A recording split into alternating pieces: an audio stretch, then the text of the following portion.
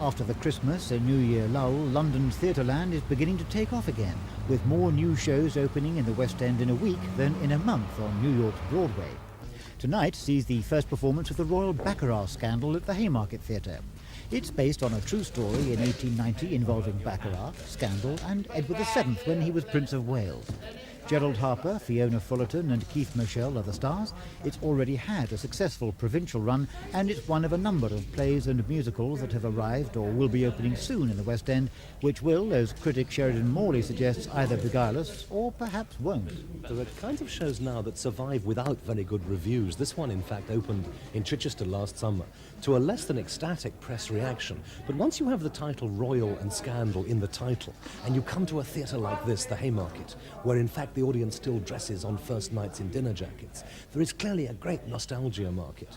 And there are shows that can transcend immediate problems of not perhaps being wonderful scripts. There's a show at the Savoy called Over My Dead Body, which is a really appalling little comedy thriller, which is neither very comic, neither very thrilling. But that does have Donald Simmons, who again can sell tickets over and above any problems with the reviews. Some shows have a life of their own, which is not to do with critical favour. Don't tell me you've been reading one of my books. Only as an object lesson in the improper use of a blunt instrument.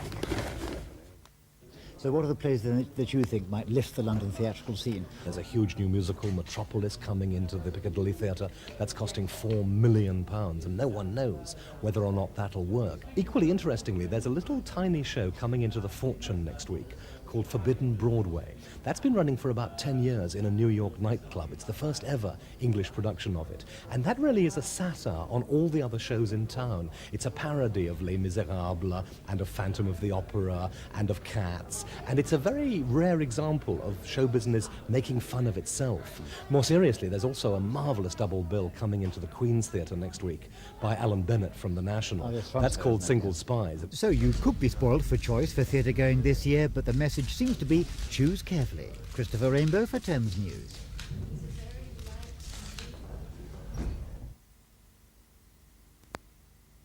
That's now been turned into a stage play.